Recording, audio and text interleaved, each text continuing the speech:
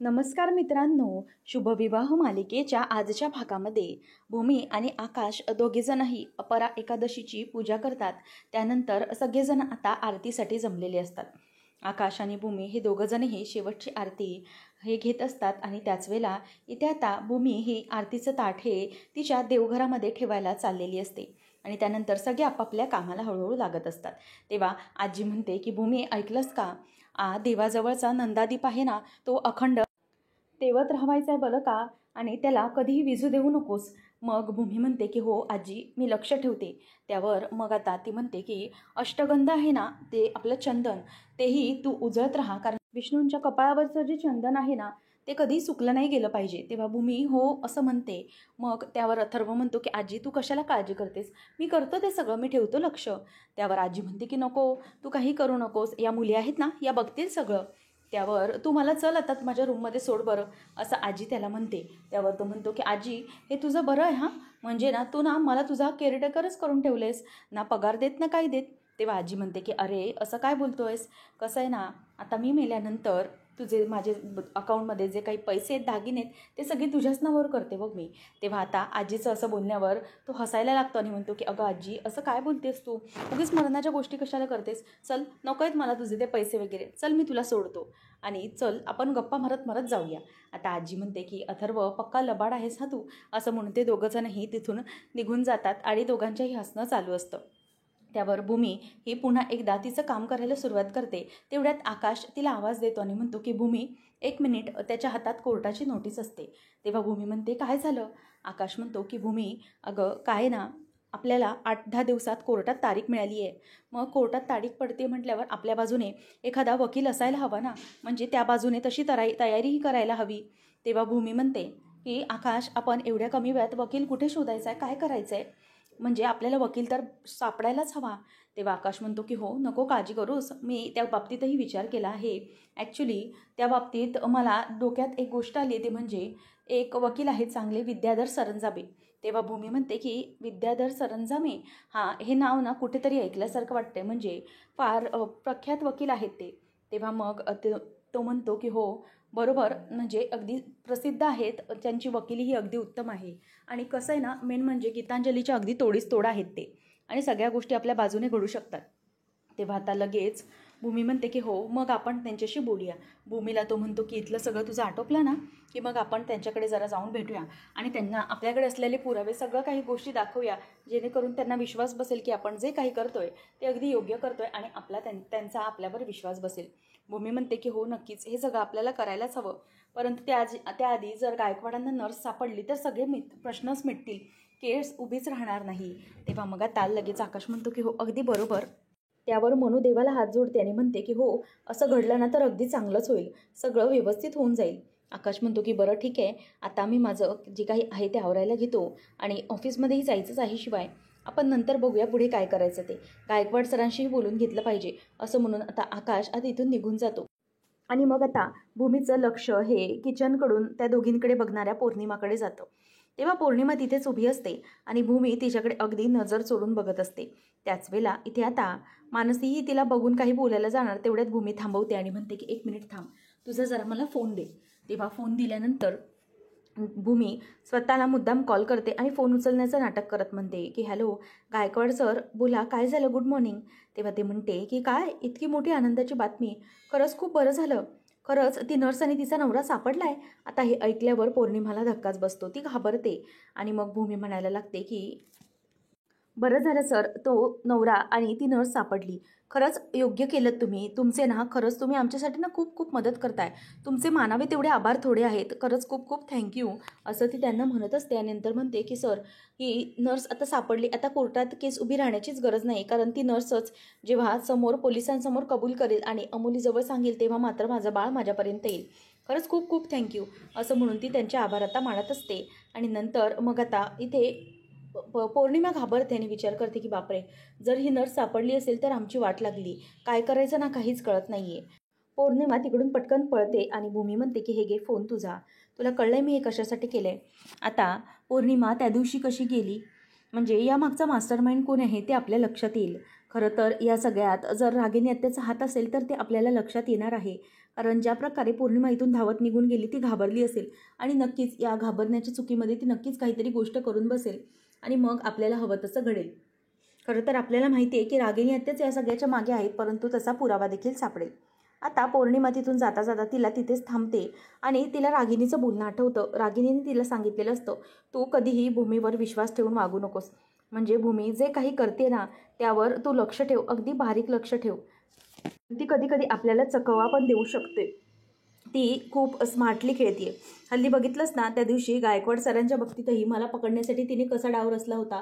नर्सला ताब्यात घेण्याचा तिने प्रयत्न केला होता आणि म्हणून मी फसले गेले होते. त्यामुळे एक गोष्ट आता तू लक्षात ठेव, जरी तिने किती मोठ्या प्रकारचा डाव टाकला तरीही तू त्याला बधायचं नाहीस. अगोदर सगळ्या गोष्टीची खात्री आणि शहानिशा करायची आणि त्यानंतरच मग पुढच्या गोष्टींकडे पाऊल उचलायचं. ही गोष्ट लक्षात ठेव पौर्णिमा. जर जराशाही गोष्टीवरून तुझी थोडी जरी चूक झाली तर आपण त्यामध्ये अडकण्याची शक्यता आहे. तू आणि मी दोघीही अडकू. त्यामुळे जरा त्या भूमीकडे सावधरित्या बघायचं ती जी चाल खेळतीये ती खरंच खरी आहे की खोटी आहे. म्हणजे तिने ज्या काही गोष्टी पसरवल्या असतील ती मुद्दामच आपल्याला घाबरवण्याचा प्रयत्न करेल किंवा आपल्या मनात भीती दाटण्याचा प्रयत्न करेल आणि त्या भीतीपोटी आपण काहीतरी चूक करू असं तिला माहीत आहे. म्हणूनच मग ती या गोष्टींकडे अगदी आनंदाने घेईल. त्याच्यामुळे तू एक काम कर, तू जी गोष्ट आहे तिची शहानिशा कर आणि मगच पुढे काय ते माझ्यापर्यंत यायचं. त्यानंतर ती विचार करते की नाही, अशी मी सहजपणे या भूमीच्या जाळ्यामध्ये अडकणार नाही. म्हणून ती आता रागिनीकडे न जाता फोन लावते आणि अमोलीकडे जायला तयार होते. तर इथे भूमी आणि मानसी बघत असतात की तर रागिनी आत्याच्या रूमकडे जात होती. मग नेमकं मध्येच काय झालं.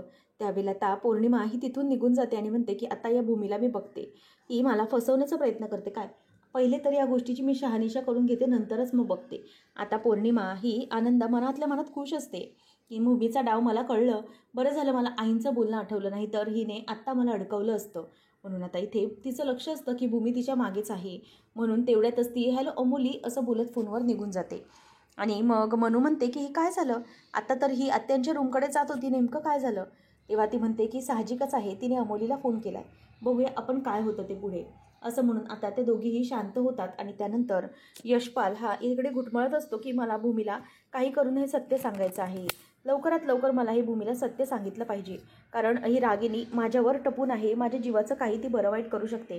शिवाय माझ्याबद्दलचं जे तिने सगळे पुरावे शोधण्याचं तयारी केली आहे त्यामधून एकच लक्षात येते की ती काहीतरी विचार करते. त्यामुळे लवकरात लवकर भूमीला हे जे काही सत्य आहे ते सांगून टाकलं पाहिजे असा विचार यशपाल करत असतो. यशपाल म्हणतो की आता भूमी खालीच असेल पूजा करत, मग तिला मी हे सगळं सत्य सांगून टाकतो म्हणजे बरं पडेल. असं म्हणून आता तो धावत धावत रूमच्या बाहेर यायला लागतो. कारण त्याला काय करावं हे काहीच आता त्यावेळेला कळत नसतं. आणि मनू ही तिथे बसलेली असताना भूमी म्हणते की एक काम कर, बाकीच्यांना सगळ्यांना जरा बोलावून घे. मग कसं आहे ना, आपण नैवेद्य वगैरे दाखवून घेऊ शकतो. तू एक काम कर, तू सगळ्यांना बोलाव, मग आपण पुढचं काय ते बघूया. असं म्हणून आता मनूला ती आतमध्ये जेवायला म्हणजे जेवणाची पानं वाढायला वगैरे सांगते आणि जेवण घ्यायला म्हणून सांगते. तेवढ्यात आता यशपाल हा दरवाजाच्या बाहेर पडतो आणि बाहेर पडल्यानंतर त्याच्या पायाला आता जरा खिळा लागलेला असतो. त्यामुळे तो जोरात पाय पकडतो आणि आई गं असं ओरडतो आणि त्याच्या लक्षात येतं की त्याच्या पायाला खिळा लागलाय. इथे दिवा मात्र विजायला फडफडायला सुरुवात होते. भूमी म्हणते की हे सगळं काय आहे, हा दिवा कसा काय फडफडायला लागला. तेवढ्यात आता इथे यशपाल येतो आणि तो खिळा पायातला काढून बघतो आणि म्हणतो की हा स्क्रू मध्येच कसा काय कडमडला. असं म्हणून आता तो स्क्रू तिथेच बाजूला फेकून देतो आणि चालत चालत जिन्यावरून कसा तरी खाली उतरतो. परंतु त्याला त्रास व्हायला सुरुवात झालेली असते. आता रागिनी हे सगळं करते हे त्याला माहीत नसतं. भूमीचं लक्ष नसतं कारण भूमी ही चंदन उजळत असते. परंतु इथे आता तो येत असताना त्याला त्रास व्हायला लागतो. त्याच्या छातीत कळा यायला लागतात. त्याच्या लक्षात येतं की त्याची बहुतेक शेवटची वेळ आलेली आहे. आता रागिनी हे सगळं लपून छपून बघत असते आणि ती समोर बघते तर तो स्क्रू पडलेला असतो. आता रागिनीला खूप आनंद होतो. ती म्हणते की तुला काय वाटलं यशपाल, तू जाशील आणि सगळ्या काही गोष्टी त्या भूमीला अगदी सहजरित्या सांगू शकशील. नाही, मी असं अजिबात होऊ देणार नाही आहे. तुलाच कळणार नाही की तुझा मृत्यू कसा झाला ते. या खेळामुळे तुला काय करतावं लागलं हे तुला काहीच माहिती नाही आहे. तो गेम तर मीच साध्य करणार आहे आणि तुला मी आता जिवंत सोडलंच नाही. असं म्हणून ती खुश होत असते. त्यावेळेला आता यशपाल हा काही बोलण्याचा प्रयत्न करतो, परंतु त्याचा पाय तिथेच घसरतो आणि तो तिथे खाली पडतो आणि भूमीच्या जवळच जाऊन तो खाली पडतो आणि जिथे भूमीने चंदन उजळलेलं असतं त्या ताटात त्याचा हात पडतो. आणि त्याच वेळेला भूमी घाबरते, म्हणते यशपाल काका तुम्हाला काय होत आहे, यांना हार्ट अटॅक येतोय असं म्हणून ती त्याच्या छातीला जरा CPR देण्याचा प्रयत्न करत असते, परंतु काहीच उपयोग होत नाही. ते रागिनी घाबरते आणि नेमकं हा यशपाल काय बोलण्याचा प्रयत्न करतोय हे ती बघत असते आणि विचार करते की यशपाल, परंतु भूमीपर्यंत पोहोचण्याच्या आधी तुझ्या श्वासांची दोरी ही तुटलेलीच असेल, कारण तू तिच्यापर्यंत पोहोचू शकणार नाही, परंतु तो पोहोचतो. म्हणून आता तिला जराशी भीती वाटायला लागते. आता यशपाल हा काहीतरी बोलण्याचा प्रयत्न करू लागतो, परंतु भूमीला कळत नसतं. ती म्हणते की काय झालं यशपाल काका, तुम्हाला काय बोलायचं आहे. आणि तिथे भूमीला मात्र खूप भीती वाटत असते की नेमकं हे सगळं काय. यशपाल हा जीवन मरणाशी झुंज देत असतो, भूमीला सांगण्यासाठी खूप प्रयत्न करत असतो, परंतु त्याला ते काही सांगता येत नसतं. म्हणूनच आता त्याचं जे बोट अष्टगंधामध्ये बुडालेलं असतं त्या बोटानेच तो आता जमिनीवर तिकडे लिहायला लागतो. आता तो लिहित असताना भूमी म्हणते की काका तुम्हाला काय सांगायचं आहे. म्हणून आता तो तिथे जमिनीवरती ते सगळं लिहायला सुरुवात करतो आणि त्याच्यावर त्याने लिहिलेलं असतं की अभि आणि बाळ. तेव्हा हे वाचल्यानंतर भूमीला धक्काच बसतो. भूमी म्हणते की नक्की काय म्हणायचं तुम्हाला, काका प्लीज बोला ना, काय झालं आहे असं म्हणून आता ती त्याला उठवण्याचा प्रयत्न करते, परंतु तिथेच त्याचा जीव गेलेला असतो आणि बिचारा मृत्युमुखी पडतो. मग घरामध्ये अगदी शांतता झालेली असते. यशपालचे सगळे जे विधी असतात ते अथर्व आणि आकाश करण्यासाठी गेलेले असतात. आणि नंतर आजी म्हणते की असं कसं घडलं ना, खरंच काही कळलं नाही. हा मुलगा इतका धडधाकट जवान मुलगा आपल्या समोर असायचा ना गं, आणि अचानक त्याचा जीव गेला, खरंच काही कळलं नाही. म्हणजे हे सगळं कसं काय घडलं, त्याचा जीव अचानक कसा काय गेला असा विचार इथे आता आजीच्या डोक्यामध्ये यायला लागलेला असतो. परंतु त्यावर लगेच आता रागिनी रडायला लागते आणि म्हणते की आई काय करणार गं, मलाही खरंच कळलं नाही, याच्या बाबतीत हे असं कसं घडलं. अगं इतका चांगला मुलगा, परंतु त्याच्या बाबतीत हे घडलं. मला कळलं होती एक गोष्ट त्याच्या बाबतीत की त्याला हार्ट अटॅक आला होता आणि त्याचं हृदय हे 50%च काम करत होतं असं रागिनीही सांगत असते. तेव्हा मग आजी म्हणते की तू आम्हाला का नाही सांगितलं. त्यावर ती म्हणते की अगं मलाही काही दिवसापूर्वीच समजलं होतं. तेवढ्यात आकाश आणि अथर्व येतात. आजी विचारते की झालेत का सगळे विधी व्यवस्थित. तेव्हा मग अथर्व म्हणतो की हो आजी सगळे विधी झालेत व्यवस्थित. आजी म्हणते की काय ना, खरंच मुलगा कसा, म्हणजे त्याचं मरण हे आपल्या दारातच येऊन लिहिलं होतं असं म्हणून ती आता दुःखी असते. रागिनी मनातच म्हणते की मला अजूनही कोणाला कळणार नाही की दारात ते मरण लिहिलं नव्हतं, ते मरण मी स्वतः त्याच्यावर आणलंय, कारण माझ्या विरोधात तोंड उघडत होता भूमीकडे, त्याला मी असेच थोडी सोडणार होते. तेव्हा भूमी म्हणते की आकाश काय झालं. तेव्हा तो म्हणतो की नाही, पोलिसांनी सांगितले की त्यांना हार्ट अटॅक आला होता, म्हणून त्यांना हे सगळं झालं, अचानक त्यांना मृत्यू आला. त्याच वेळेला आता अथर्व हे ते स्क्रू दाखवतो आणि म्हणतो की यशपाल काकांच्या पायाला जखम झाली होती, तर या स्क्रूमुळे झाली असेल का असं विचारल्याबरोबर इथे आता सगळेजण प्रश्न करत म्हणजे स्वतःच्याच मनाला विचारतात की नक्की हे स्क्रूचं काय प्रकरण आहे. तेव्हा आता असं म्हटल्याबरोबर भूमी म्हणते की काय त्यांच्या पायाला जखम झाली होती. तेव्हा मग आकाश म्हणतो की हो तसं दिसलंय पोस्टमॉर्टममध्ये त्यांच्या पायाला जखम वगैरे झाली आहे. तर त्यानंतर मग भूमी विचार करते की नेमकं हे सगळं काय आहे, या स्क्रूचा आणि त्या म्हणजे यशपाल काकांच्या जाण्याचा काही संबंध असेल का. त्यावर लगेच रागिनी म्हणते की स्क्रूचं काय झालं आहे रे, स्क्रूचं काहीच नसेल, त्याचं जीवनच तेवढं होतं ना, काय करणार. मग आता रागिनीला आठवतं की तिने खूप मोठा वेडेपणा केलेला आहे की तो जो स्क्रू आहे तो स्क्रू तिने तिकडेच फेकून दिला होता यशपालच्या पायाला लागल्यानंतर. रागिनी म्हणते की स्क्रूचं काहीच नसेल रे, त्याला खरंच हार्ट अटॅक आला होता, बिचारा थोड्या दिवसांचा सोबती होता. काय रे, खरंच 50% हृदयच काम करत होतं बिचाऱ्याचं असं ती सारखं म्हणत असते.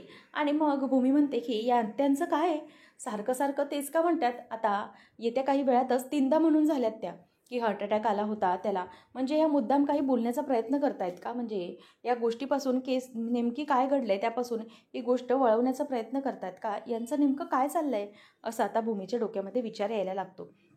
आजी म्हणते की खरंच जे झालं ते झालं, परंतु त्या बिचाऱ्याला जो काही त्रास झाला आहे तो खरंच खूप चुकीचा वाटतोय मला. म्हणजे इतके दिवस तो या त्रासातून जात होता आणि स्वाभिमानी होता बिचारा, आपल्याला कोणालाही त्याने काहीही दुःखाचं कळू दिलं नाही.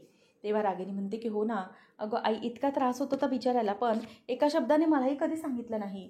हल्ली काही दिवसापूर्वी मला तो दिसला म्हणून मी त्याला विचारलं की काय रे हा कसला त्रास.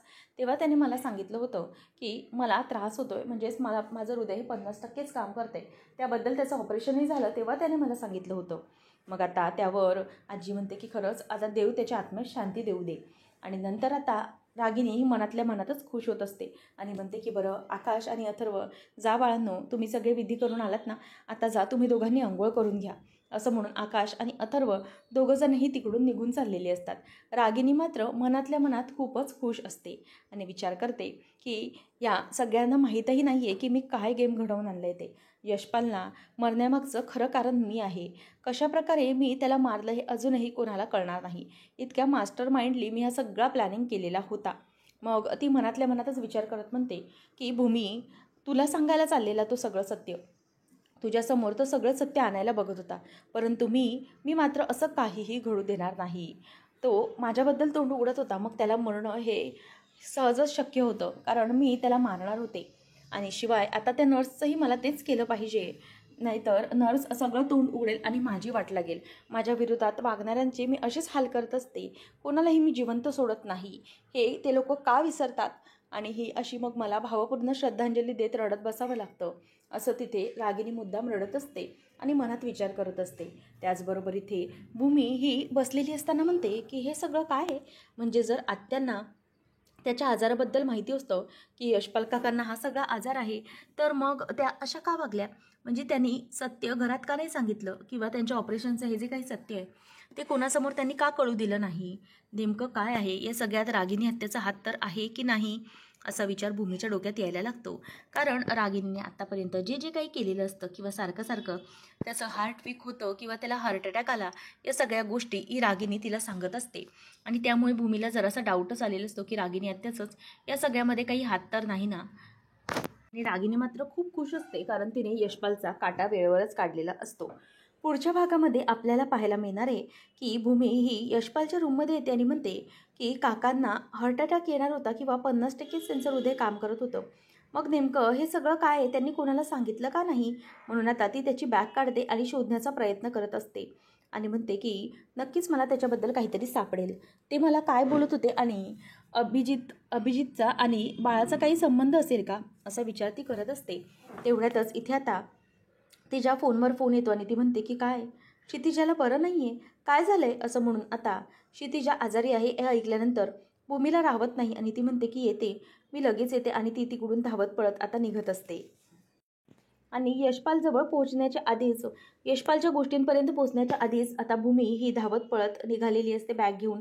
घरात ती कोणालाही सांगत नाही आणि ती पळत पळत निघालेली असते. त्याच वेळेला आता घरात सगळेजण टेन्शनमध्ये असतात की भूमी आहे तरी कुठे, परंतु भूमी ही क्षितिजाच्या काळजीने निघून गेली कुणालाच माहीत नसतं.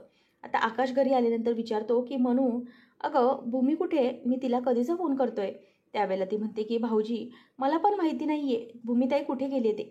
मला वाटलं तुम्हाला ते सांगून गेली असेल, परंतु घरात तिने कुणालाही काही सांगितलेलं नाही आहे. आता मात्र सगळ्यांना धक्का बसतो की काय झालं. तेव्हा आकाश हा पोलीस स्टेशनमध्ये येतो आणि म्हणतो की साहेब, मी आहे आकाश महाजन आणि ती माझी बायको आहे भूमी, प्लीज तुम्ही तिला सोडा, तुम्ही तिला असं आतमध्ये जेलमध्ये नाही ठेवू शकत. तेव्हा मग आता लगेच पोलीस म्हणतात की सॉरी, आम्हाला काहीच करता येणार नाही, कारण त्यांनी जो काही अपराध केला आहे तो अगदी अक्षम्य आहे आणि त्यामुळे त्यांना जेलमध्ये टाकण्यात आलेला आहे. त्यांनी जे काही केले ते खूप चुकीचं केले, असं म्हणून भूमीवर आता आरोप लावलेला असतो आणि भूमी आता तिथेच जेलमध्ये बसलेली असते. हे सगळं प्लॅनिंग हे खरं तर अमोली आणि पौर्णिमाने मिळून केलं असेल, जेणेकरून भूमी ही जेलमध्ये आता गेली असेल. त्यामुळे आता भूमी ही गप्प बसलेली असते, पुढे काय करावं हे तिला काहीही कळत नसतं. त्याचबरोबर इथे आता आकाशही विचार करतो की माझी भूमी, आता मी काय करू? तेव्हा इन्स्पेक्टर साहेब म्हणतात की नाही, तुम्ही किती काही विनवण्या केल्यात ना तरीही आम्ही त्यांना सोडणार नाही. असं म्हटल्यावर आता इथे काय बोलावं आकाशला कळत नाही. भूमी पण गप्प असते, म्हणून आकाश ठरवतो की काही झालं तरीही इथेच बसून राहायचं, जेणेकरून भूमीला या बाबतीतून कसं सोडवता येईल याचा विचार करायचा असतो. म्हणून आता आकाश हा तिथले तिथेच बसून असतो. नेमकं भूमीच्या बाबतीत काय घडणार आहे हे त्याला काहीच कळत नसतं आणि भूमीला पोलिसांनी आता सोडलेलं नसतं. नेमकं आता पुढे काय घडणार हे पाहणं रंजकतेचं ठरणार आहे. अशाच मालिकांच्या अपडेटसाठी आजच आपल्या चॅनलला सबस्क्राईब नक्कीच करा. धन्यवाद.